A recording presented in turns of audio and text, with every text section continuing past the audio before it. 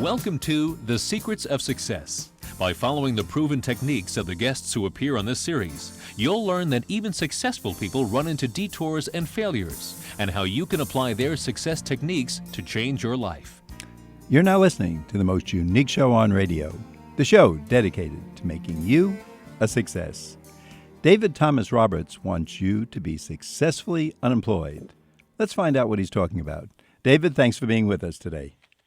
Bill, thank you for having me. Now, David, your book is entitled Unemployable. Now, most people, that's kind of a negative word, and, we don't want to be associated with it, and we kind of cover the word quickly if we see it because we want to be employed. How come? Why are you so happy about being unemployable?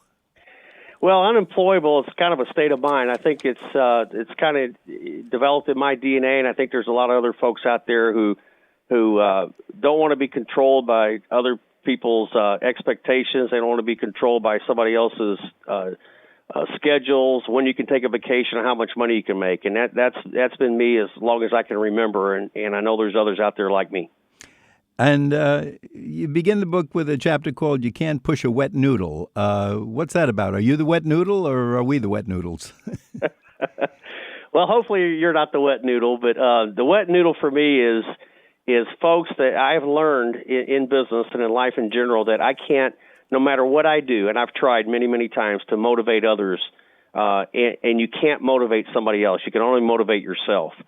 So if you can't motivate somebody to do what they really don't want to do anyway, it's like pushing a wet noodle. It's not very successful. So,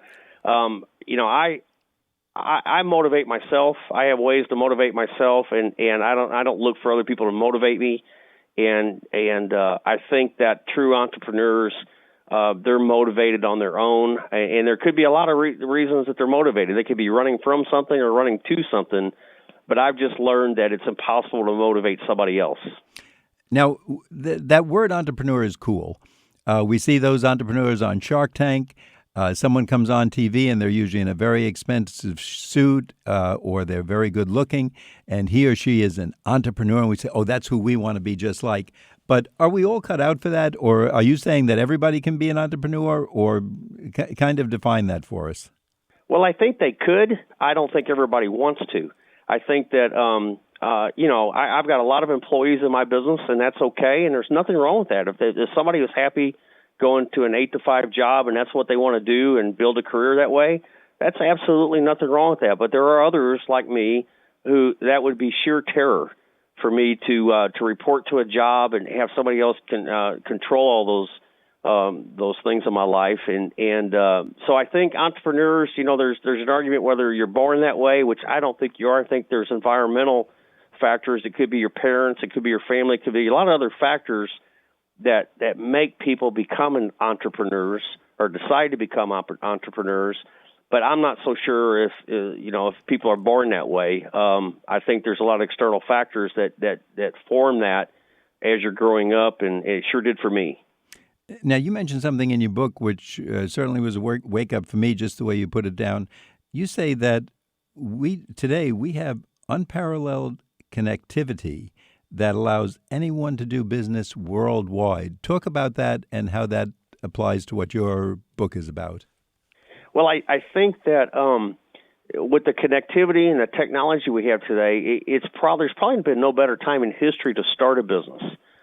You can bootstrap and start a business for almost nothing and have customers all over the world. So from a connectivity standpoint, and the fact that you could have, you're not limited to your street, to your neighborhood, to your town, depending on what kind of business you have, you could literally have customers all over the world.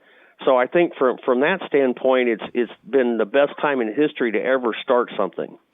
And I guess when I read that part, I started thinking, if you're that person who you just can't make it to work by 8 a.m. or maybe even 9 a.m. or 9:30 a.m., or if your day starts at 6 p.m., you just have trouble adjusting to time, you can really control, and I know you use that word throughout your book, you can be making money doing something you like and actually control the time because you're going to be setting your hours. I mean, if you want to be a good entrepreneur, you have to be disciplined.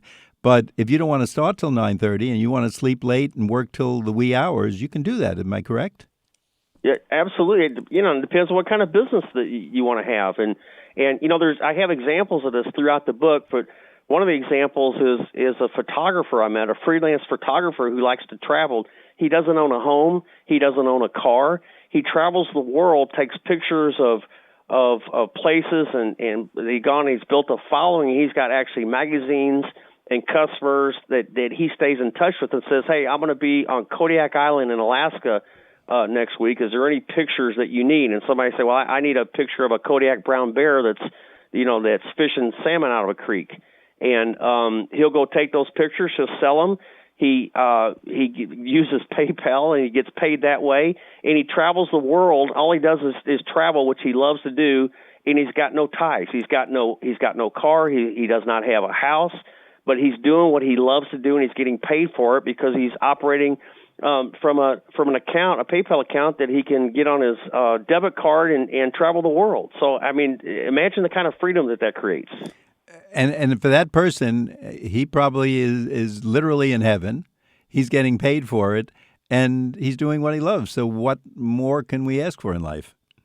Now, exactly, and it just takes a little bit of thinking out of the box, and again, being motivated to do something different, maybe to do something that nobody else does. But, Bill, I've spoken at MBA programs from major universities, and everybody's looking for the next big thing, and how to go out and do a $25 million a deal and offering to create the next big thing. And I keep telling people, I tell them every day, look at the things that you hate to do or that you wish that somebody would provide. And it's not always, creating the next iPhone. It's improving services that are businesses that already exist. You have someone in your book named Marty, and she was a lawyer putting in something like, 70, 80, 90 hours a week, which isn't unusual for a young lawyer. Tell us what she did and that's so different. Well, she's an animal lover, had lots of pets, and one of the things that she wanted to do was have somebody create portraits. Not pictures, but actually portraits, paintings, or drawings of her pets. And she had a lot of difficulty finding people that would do that. So she had the idea of linking up freelance artists with people who wanted portraits done of their pets. And so she started a website. She hired a freelance artist. They said the customers send their pictures in, and they'll have artists that will do drawings. And if they like them, they purchase them. And she pays the freelance artist if the portrait sells, and she takes a cut off the top, and she's made a pretty good living out of it. In fact, she's replaced her. She was a trial attorney, and replaced her income as a trial attorney, and now is doing what she loves. And aside from that, trial attorneys kind of live on that Maalox and Tums for the tummy and everything else. So she's probably turned that life around and really appreciating it because of what she's been through and maybe the pressure and the hours worked per week. Exactly. I mean, an attorney like that literally, as you know, trial attorneys, especially junior attorneys in a large firm, they're the ones that are putting in the long hours to create the casework for the partners. Now, David, once again, we'd like to let our audience know that if you've just tuned in, our guest today is David Thomas Roberts. Easy to remember. It sounds like 3 first names. His book is one word, Unemployable. And David, can you tell us where we can get the book and if there's a website we should know more about? Sure. You can go to DefiancePress.com. That's the publisher, DEFIANCE, DefiancePress.com. In fact, we'll put a special promo code for Bill. If you put Bill in a promo code, you'll get a special discount that you can't get through Barnes & Noble and Amazon and others. But the book is available at all the brick-and-mortar stores. If they don't have it, they can get it for you. But, of course, it's available at Amazon, and it's available in all formats, hardcover, paperback, and audiobook, and Kindle also. Now, and we'll give that information later in the show, and we'd like to remind people that you may have a nephew, brother, father, sister, mom. They're in the workplace, they're a little dissatisfied, or they're looking and saying, do I really want to do this for another 25 or 30 years? And the good news is we're going to live longer. The bad news is, do you want to do that job for many more years? This book might inspire you, might give you a few thoughts and ideas to try something. And David had mentioned earlier when I was talking to him, a lot of people today do more than one job. And is that correct, David? Tell me if I'm wrong. But you mentioned they could be an Uber driver part-time during the day and be establishing this business in their off hours. That's true, and I especially see that, Bill, with the millennials. I have 4 children who are all millennials, and I've actually seen this. I've seen this in their friends. Is they don't readily accept the 8 to 5 job that maybe their parents and grandparents subscribe to. They may be driving an Uber cab on some nights, and if it's a musician, maybe playing in a rock band and doing gigs on the weekends, and doing 2 or 3 or 4 different things, so that they have the freedom to set their own schedules, and they're not bound by the traditional 8 to 5 job. And they're actually seeing the world from 2 different points, one as the employer, meaning their own business, and the other as the employee driving, if it's an Uber car, or maybe they're a delivery person or a waiter, waitress, some type of part-time job just to pay the most immediate bills. But that in itself may make them more conscious of the people they're working with and serving, and let's say do a better job for everybody and all around. Sure. I mean, Bill, I've even seen examples like somebody was given piano lessons on the side as a way to make extra money, and the demand got so great that they actually went full time with that and developed their own music lessons and hired other musicians that maybe for some instruments that they don't know, and so I always try to encourage people. They always ask, where do I start? I don't know what kind of business to start, and I always tell people to look at the things that you enjoy doing or your hobbies or interests and look there first, because generally, if you find something that you really enjoy doing, you can make a business out of it. It's good. You're going to be successful at it. Now, you have a definition of entrepreneurship, and I think the one you said you liked is someone who brings value to an idea. Can you talk about that? Yeah, and I actually heard that. Again, I wish I could take credit for that, but I heard that at a publishing conference one time, and it's an idea. It basically making an idea reality. And things like one of the examples I use in the book, which, if you can't find a business in the interest that you have, think about things that you don't like to do. One of the things that my wife and I describe in the book is that we hated to drop off dry cleaning and pick it up. Now, that may sound very simple, and it may sound, I don't know, it may sound, well, how can you make a business out of that? Well, I kept asking the dry cleaners that we traded with to do that. I said, I'll pay you extra. Just pick them up and drop them off. And nobody could figure it out. Well, somebody eventually figured it out here. Now, I know that there are some of these type of services in some of the larger urban areas. But in my area, in a suburban area in Houston, Texas, it didn't exist 5 years ago. And these guys took that idea, and I'm willing to pay more, in some cases a lot more, so that I don't have that inconvenience. So look at the type of things that may be an established service that, something, when I'm talking to, an MBA school and I talk about that story, and nobody thinks of a dry cleaners, for example, as the next big thing, or maybe they wouldn't put the term entrepreneur behind somebody that owns, 20 dry cleaning stores. But here's somebody who took a need and developed a business out of it because nobody else would, and people are willing to pay more than they would if they were just dropping it off themselves. And for a lot of people, business people, if they're in major areas, they're leaving early by train, coming home. They may not be near the dry cleaner. They may only have one car. They may have no cars. So that service, to know that your suit, the shirt you need, the outfit, the dress, the pantsuit, whatever it is can be left either at your door or dropped off to someone. Will be there in maybe 3, 4, or 5 days back, and it's paid for. What a great convenience, and especially if it's someone who may be out of town occasionally, which even limits their time even more. And such a simple thing, just working out the logistics and obviously getting a lot more business out of it. Yeah, and the guy who started that, he actually didn't have a dry cleaning plant. He made deals with other dry cleaners who had that to bring the clothes to them. He basically, all he started with was a van. And so he solved some of the problems that the other dry cleaners that I asked if they would do this couldn't figure out, which is, how do you get paid? How do you pick up the clothes, or how do you deliver them when somebody's not home? And we have a rack that's outside of a door that they hang on. There's a bag that goes out in front of our doorstep every Monday morning, and every Thursday afternoon, the dry cleaning is hanging on my back door. I mean, it's that simple. And they charge a credit card, so I never even see them. And it's probably better for them, too, because how many of us forget we took dry cleaning and leave it there 3, 4, or 5 weeks? They're paid within a week. You get your clothes back within a week. The sooner, it's actually a win-win. And basically, they're a delivery service. They're kind of like a dry cleaning's broker. So all he did was he brought value to an idea. The idea was people may be willing to pay more for that service, and he proved out that it was correct. David, we're at that point in the show where we want to remind our listeners that you're listening to The Secrets of Success. My name is Bill Horan. The show is produced at WHPC 90.3 FM at Nassau Community College. We'll be right back after this brief intermission. Hi, we want to tell you about a program with real appeal.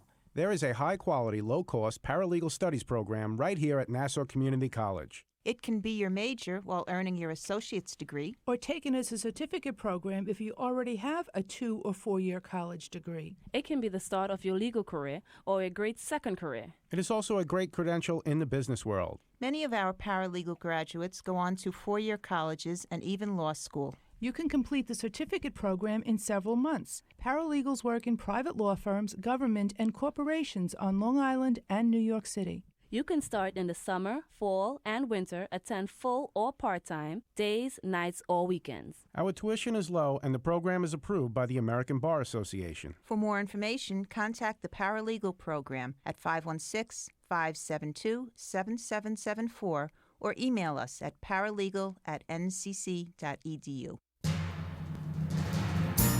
Welcome back. You're listening to The Secrets of Success. I'm your host, Bill Horan, and today we're speaking with David Thomas Roberts, author of Unemployable. David, we all think, hey, we'll go 4 years to college, and that's the golden ticket. That's going to get us a job, and it's going to get us a good job, and we're kind of set for life. Is that changing? Well, first of all, I want to be careful because there is value in a college degree, but I think one of the problems we have in our entire educational system is it teaches, the focus is go out, you get raised to go out and get a good education and go get a good job, instead of go out and get an education so that you can pursue what you really want to do in life. And so I think a lot of times the educational system, whether it's a major university or whatever, falls short. And, sometimes folks go to college, they get out of college, and they got a debt to repay, and they find out that what they pursued doesn't pay. And so I think there's value in a college degree, but, college is not for everybody. So it really depends on what your goals are in life. And I think you mentioned some things in your book that a lot of people actually have started doing or considering, but you talk about, hey, start your career at a community college.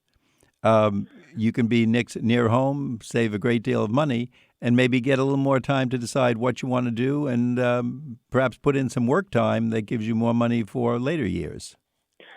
Well, I definitely agree with that, Bill. There's two of my 4 children did that. They went to, I told them before you go to a major university, you're going to go to community college, find out what you want to do, and before you go to a major university. But how many people do you see go off and jump off into a 4-year university and go get themselves in a 6-figure debt with a degree that's going to take them 20, 30 years to repay that debt? It just doesn't make any sense to me financially to do that. So if you have to, especially if you're having to pay for it yourself, I don't ever recommend going into debt especially for an education. Go do it and learn as you earn. So if you have to work, I always had to work when I was in college, and I did not end up with a degree. I got discouraged and left after 2 years of college because I didn't think I was learning how to make money. And again, I'm not knocking anybody that gets a degree. I think that one thing about a degree is you set a goal and you achieve it. But to go into debt and not have a plan, it's just a shame. I see it every day. And we've just all come through a recession, and I think it's on page 53 in your book. You give us a lot of warning signs that, at least for us, maybe the country's recession is now over and we feel that things are a lot better. But at least for us, we might be in danger if we're falling into any of these financial traps. Can you go through a few of them and alert us to them? Sure. Having no savings or emergency cash, and I'll have a story to tell for you. Not too long ago, I had to have one of our pet dogs had to go to an animal emergency clinic, and while I was in there, and fortunately there wasn't anything major for her, but it was a scare, but it was okay. But it was over a holiday weekend, and there was probably a dozen people brought in their pets for various things. Some of them pretty serious, and the animal emergency clinic charged $100 for them to look at their animal, and then they would come back and tell them what's wrong and what it would cost for them to fix them.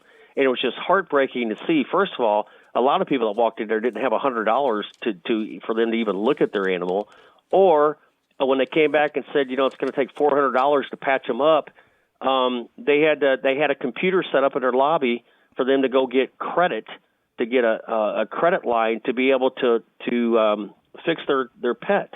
So the average person doesn't have $400 cash for an emergency. So one of the first things I tell people is if you don't have emergency cash, I mean the dryer goes out, the refrigerator breaks, the transmission goes out, and the average person is in panic mode because they're living paycheck to paycheck and don't have the money to fix them. Which is also, by the way, one of the reasons why people who want to start businesses never do, because they're living above their means, and they can't afford even a minimal investment to go invest in themselves in a business. So having no savings, and one of the things is paying minimums on your credit cards, which means that, if you're using credit cards that way, you should be treating credit cards like cash. Unpaid student loans, no giving to charity because you're living above your means. But the main thing is I see a lot of folks that finance luxury or what I call lifestyle items that they can't afford. Things like buying a wedding or engagement ring and putting that on and financing that, or going into a house. This is number one on my list. Buying a house and getting a mortgage at an adjustable interest rate, so they can qualify for the home, and then when the interest rates invariably go up, they get priced right out of the home that they're living in and lose the home. So it's the financing of lifestyle items that I think dooms people, and it's why they don't have the cash. So they're basically financially illiterate. David, I think that list is great for people, and if for nothing else, and there's certainly plenty of things in your book, but we see a neighbor and we see somebody has a new car, somebody has a new suit, somebody has a pool in the backyard. We think we have to have all of them, and meantime we're getting in debt. And this puts us at a very high risk for the future and kind of limits our options, as you say in the book. A lot of good things in that list. And again, we want our audience to know that if you didn't hear it already, our guest is David Thomas Roberts. The book is Unemployable. And David, the website and where we can purchase the book.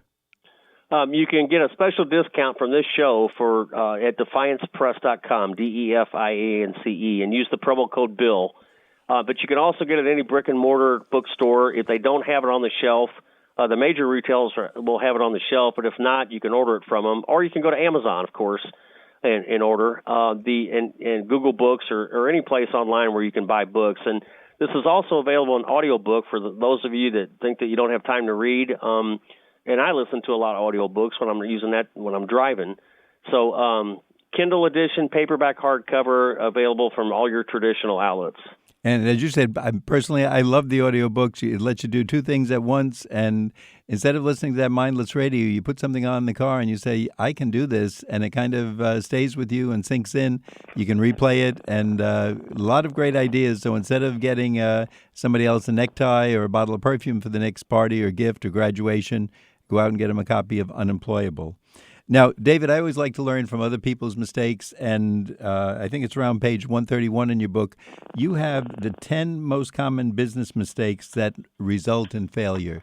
Can you start cluing us in? Because now you've got us excited. Maybe we want to follow your lead and be our own boss, but what are some of the mistakes that, if we learn them from you, we can avoid them and save ourselves tens of thousands of dollars?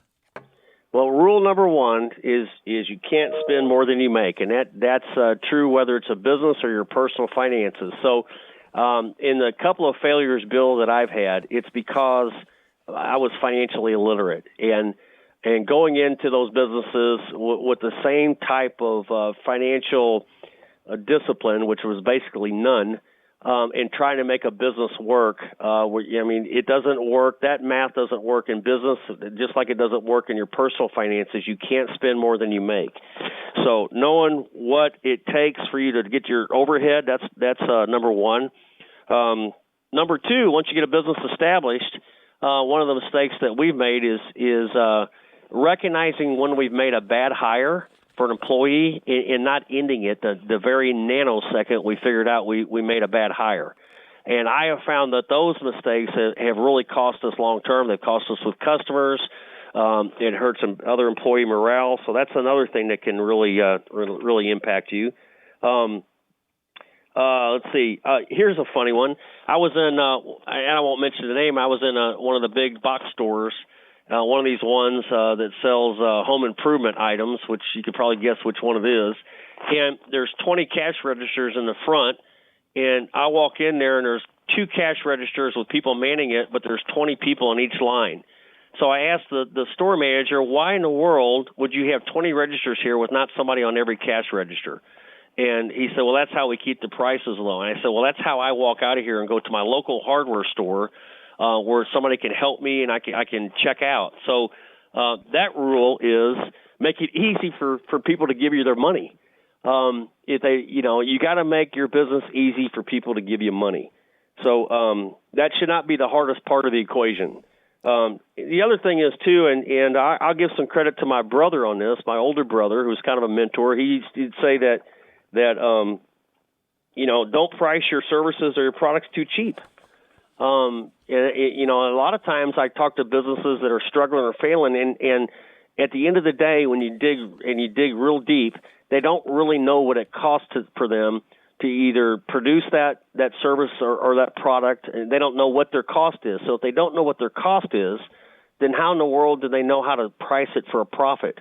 David, unfortunately, we're running out of time. I want to thank you for the great ideas you've given us. I know there's a lot more, so we want people to go out and get a copy of the book, Unemployable, by our guest, David Thomas Roberts. And real quick, that website? DefiancePress.com, DefiancePress.com. Thanks and so much. Use the code BILL, and you'll get a special discount. Thanks so much for being with us today. We appreciate it and for setting us on the right track. We want our listeners to know that you've been listening to The Secrets of Success on WHPC 90.3 FM. I'm your host, Bill Horan, asking you to please join us again next week at the same time when we'll continue our journey to success.